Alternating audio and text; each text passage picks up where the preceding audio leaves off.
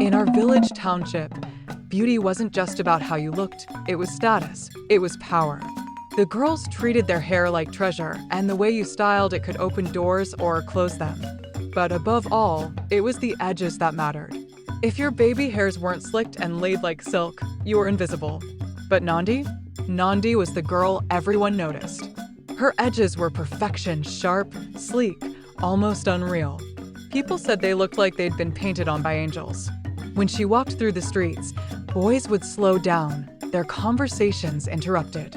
Even the older women shook their heads, whispering behind their hands. That girl, they said, there's something unnatural about those edges. Some swore she was using edge control from the city, the kind rumored to burn your scalp and change your fate. But Nandi didn't care. To her, beauty was worth the risk. Nandi's obsession with her edges started after a visit from her cousin in Johannesburg. The cousin brought a tiny black jar, no label, just a gold lid and a strong, minty scent. "They call it city control," she whispered. "One swipe and your edges won't move for days." Nandi was hooked. That night, she tried it for the first time. The gel felt cool at first, then hot, burning hot. But when she looked in the mirror the next morning, she gasped. Her hairline looked unreal, every strand perfectly in place, slicked into waves like an ocean frozen in time. At school, everyone noticed. Boys offered to carry her books. Girls started asking for her secret. And Nandi? She smiled like a queen, guarding her throne. But that little jar came with one rule: never use it more than twice a week. Nandi ignored it. By the third week, Nandi was using the gel every day, morning and night. Her scalp tingled constantly, but the compliments were addictive. Even the teachers started commenting. "You always look so well put together," one said with a proud smile. But behind the compliments, strange things began to happen. Her comb started breaking whenever she tried to part her hair. Tiny scabs appeared along her hairline, and no matter how much oil she used, her scalp felt dry, like paper. Still, she didn't stop. She couldn't. One night, her best friend Lyle tried to warn her. "Babe, your skin's turning gray here," she whispered, pointing just above Nandi's temple. But Nandi brushed her off. "You're just jealous," she snapped. That was the night she used half the jar in one go, just before the interschool party. She wanted to be unforgettable, and she was just not in the way she imagined. The night of the party, Nandi looked like a vision. Her braids were fresh, her skin glowed under the moonlight, and her edges? They were sculpted to perfection, not a single hair out of place. As she stepped into the crowd, people turned. Boys stopped mid-conversation. Even girls who pretended not to like her couldn't help but stare. Cameras flashed.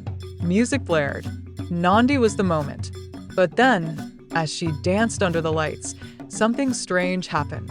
She began to feel dizzy, like the world was moving slower than her body. Her scalp pulsed with heat. She excused herself, rushing to the bathroom, sweat dripping down her back. In the mirror, she leaned in to check her makeup. That's when she saw it. A thin patch along her edges bald. Raw. Almost bleeding. She screamed, but no one heard her over the music. In that moment, she knew something inside that jar had gone too deep. Nandi didn't return to the party. She walked home alone, hoodie pulled low over her head, her heart pounding louder than the music she left behind. That night, sleep wouldn't come. Her scalp burned like fire, and when she finally drifted off, she had nightmares of her hairline peeling back, of mirrors cracking when she looked into them, of people laughing and pointing. The next morning, her pillow was stained with something black and sticky. She rushed to the mirror and gasped. Her once beautiful edges were now a patchy, angry mess.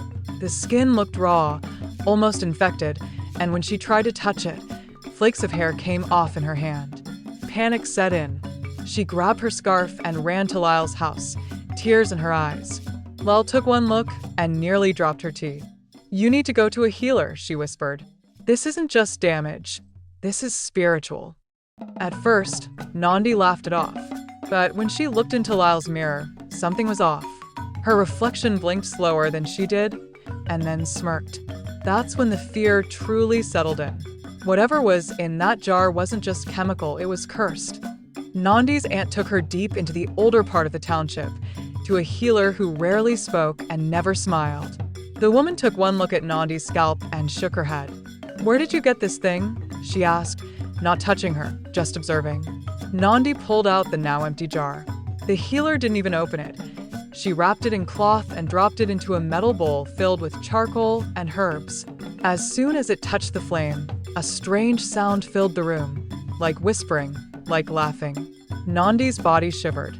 The healer chanted under her breath, drawing symbols on Nandi's forehead with ash.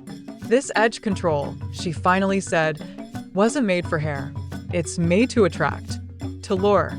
It steals your beauty slowly, then feeds on what's left of you." Nandi's mouth went dry. "Feeds on me," she whispered. The healer nodded. "Each time you used it, it took something from you, not just hair, but joy, memory, warmth." She explained that the jar was part of a vanity curse, a modern kind, born in salons where people are desperate to outshine others. It would take weeks to cleanse her, she warned. During that time, Nandi had to stay away from mirrors, from compliments, from vanity itself. No makeup, no weaves, no attention. If you feed the spirit again, it won't just take your hair, it will take your face. The words sank like ice into Nandi's soul. For someone who once lived for beauty, the punishment felt worse than death. But she obeyed. She wore plain clothes, covered her head, and avoided her old friends. Slowly, her skin healed. But the scars? Both physical and emotional, they remained.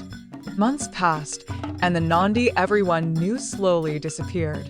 She no longer walked with the same strut, no longer lingered by shop windows or posted perfect selfies. People whispered again, but this time, it was different.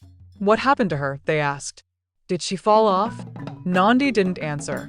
She stayed quiet, wrapped in headscarves and long sleeves, eyes lowered, barely smiling. The attention she once craved now made her anxious. Sometimes, she'd walk past a mirror and catch something, just a flicker of movement behind her reflection, and she'd quickly look away. She never touched edge control again, not even the safe kind. And though her hair eventually grew back, a piece of her never did. She learned the hard way that beauty can be a blessing or a trap, especially when it comes in a jar with no name. In a world where beauty is praised louder than wisdom, it's easy to lose yourself chasing perfection. But not everything that glows is gold, and not every product that promises magic is safe. Nandi's story reminds us that obsession can open doors we were never meant to enter. Sometimes, the price of looking flawless is far greater than we expect. So protect your crown, but never lose your soul trying to shine.